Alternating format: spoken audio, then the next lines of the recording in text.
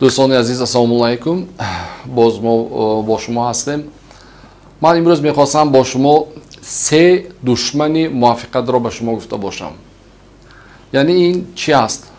یکم این ترس، دوم این مغامبری، سوم این عادتهای ما می باشد. امروز ببینید که بسیار شخص میخواد موفق شود، در زندگی سمت خود را یافته باشد، جای خود را، لیکن عادتهایی که او دارد به این رسیدن خلال میرساند. وقتی که امروز شما میخواهید که موفق شوید، در جمعیت جای خود را یابید و به خلق وطن خدمت کرده باشید، به عائله خود و برای خود خدمت کرده باشید، از همین سه چیز شما باید همین سه چیز را شما باید غلبه کنید. یعنی این چی؟ یکم خیلی گفتیم این مغامبری، دوم این ترس، سوم این عادتهای ما. یعنی امروز ما را عادتهای ما اداره میکند. با همین شما یک سوال است که شما امروز نویسید کدام عادتهای خودتان به خودتان وای نیست، پسند نیست، معقول نمی باشد. وقتی که شما می نشینید و می نویسید، بسیار عادتهایی هست که شما را به قفا میکشد. این هم باشد عادتهای آن است که مثال بسیار خوب رفتن، در پیش تلویزیون بسیار نشستن. بسیار همه میداند که ورزش مشغول شدن این خوب است، برای سلامتی خوب. من باوری کامل دارم که نه همه چیز به روی میبیارد و خود را مجبور کرده میتواند. اینه بینید که به آدم از یک حالت به دیگه حالت میگذارد. اگر شما تو عادتهای خود را عوض نکنید، به همون حالت میمانید. مثلا وقتی که شما در همین مشق میروید و در همون گفتم تریناژورنی زال هر روز همین 30 کیلو بردارید، تمام یک سال شما رشد نمیکنید، جسم شما رشد نمیکند. کی به رشد هست؟ کی که شما کمتر وزنی دهید، یعنی 30 کیلو نه 40 کیلو شود، یک مدت به 50 کیلو شود، 60 کیلو شود، تا 100 کیلو شود. وقتی که همین مشکلی میشد، مشکل کلام میشد، نتیجه میشد. در زندگی هم همین است. بسیار کس میخواد دیگر شدن، لیکن عادتاش رو دیگر کردن نمیخواد، برای همین در یک جا میماند. وقتی که شما عادتهای نه اونقدر خوبی خود را می نویسید، با خود سوال دهید که همین عادتها آیا من را موفق میکند یا نه. بسیار نفرها شخص موفق میبیند و میگوید که خودی که آنها از آسمان افریدند. نه، شخص موفق، شخص به کوه برآمدگی از کجا برآمده است؟ به کوه از پایان برآمده است، از بالا نمیافتد. نه هر کس آن شخصی که موفق هست راهی طی کرده او را میبیند، فقط نتیجه ویش را میبیند، آن جایی که آن رسیده است. یکی آن شخص ها هم مثل ما و شما مهنت میکردن، از بالای خود کار میکردن. اینو ببینید همه چیز مشکلی هست. اگر شما دانش نگیرید، از بالای خود کار نکنید، روسا میگویند که лучше образование, чем образование, самообразование лучше میگه. همین самообразование یعنی خود آموزشی از دانش گرفتن هم خوبتر بوده است. وقتی که شخص امروز در همه جا از طرف حکومت جمهوری سرور دولت جناب عالی محترم ایمان رحمان امروز نسبتی کتابخوانی از بالای خود کار کردن همه جا گفته شده ایستاده است.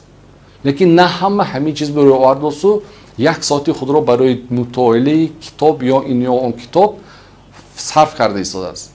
اینو ببینید، اگر شما خودتان را عذاب داده دانش نگیرید، حیات همیشه میکند که از بی‌دانشی عذاب میکشید.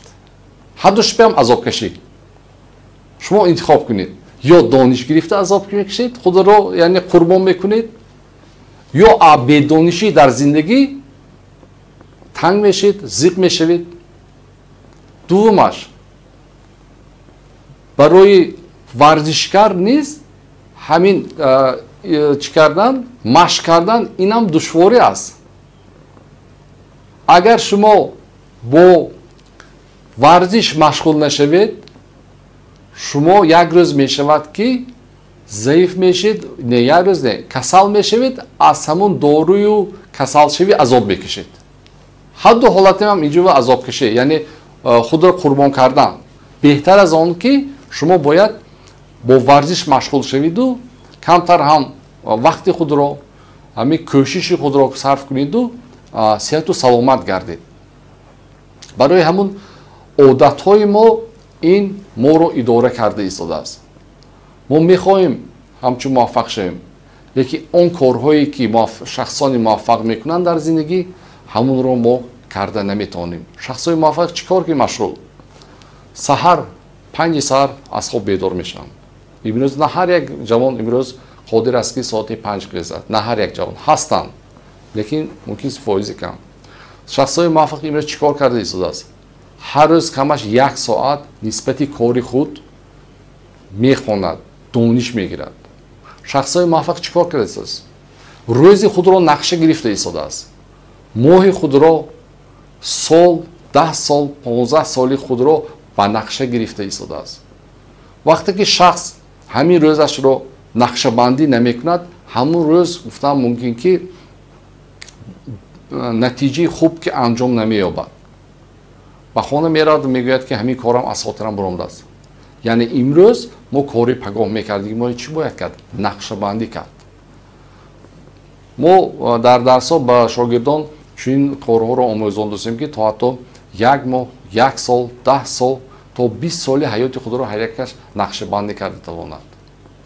ва имрӯз мехоҳем ки шумо дар ин ё он соҳа муваффақ шуданӣ ҳастед, равед ҳамун соҳа ва он шахсе ки ҳамун соҳа муваффақ шудааст, аз ҳамун шумо бояд маслиҳат пурсед. як одати мо ҳаст ки аз ҳамин шахсони муваффақ рафта на ҳама вай мегирад, маслиҳат мегирад. шахсони муваффақ барои маслиҳат додан омода, то ҳатто хурсанд мешаванд ки ҳамин таҷрибаи ман ба ҳамин шахс писанд омадаасту маъқул омадааст. яъне ҳар як нафар имрӯз дар кадом соҳа мехоҳад ки муваффақ шавад, дар ҳамун соҳа устоди худро пайдо карда бошад. ҳамун шахсе ки имрӯз ҳамун соҳа муваффақ шуд, шумо бо ҳамун бояд бештар суҳбат кард, аз ҳамун пурсида бошед. барои ҳамун ҷавонони азиз, ҳозирони гиромӣ, ман мехоҳам ки барои шумоён гуфта бошам ки одатҳои худро ба одатҳои дигар иваз карда бошед. ба он одатҳое ки ба мақсади шумо мерасонанд, ба муваффиқият мерасонанд, зиндагии шуморо хубтар мекунад, ба ҷамъият кӯмак расонидан ҳаст мақсадҳо. вақте ки шумо мақсад гузоштед, ина бинед ки ҳар он чизе ки шумо хоҳиш доред, ҳамун чизро шумо дар майнаи худ монда метавонед, дида метавонед, ҳамун чиз ба ноил мешавед. яъне аввал хоҳиш, дида тавонистан, баъд ҳамун чиз ба ноил мешавед. барои ҳамун шумо бештар вақте ки орзуҳоятон ба мақсад мегардад, барои коғаз шунашракор. он чизе ки дар рӯи коғаз нависта мешавад, аллакай вай мақсад пайдо мекунад, вақт пайдо мекунад, муҳлат пайдо мекунад. ҳамун кор амалишавиш осонтар аст. ба ҳамин давлатҳое ки дар хориҷ аст, мо бештар суҳбат мекунем, ба ҷавонон бештар бо ду чизро меомӯзонанд. ин ҳам бошад фикри худашро ҷавонон мардум гуфта тавонистанд, дуюм ин фикрашро дар коғаз овардан. ин чиз муҳим мебошад. ман ба ҳамаи шумо бурдборӣ мехоҳам дар зери ин наворҳо саволҳои худро барои рушди худ, барои муваффақ шудан, агар саволҳо бошад гузоритон, мо то қадри имкон метавонем ба шумо ҷавоб диҳем.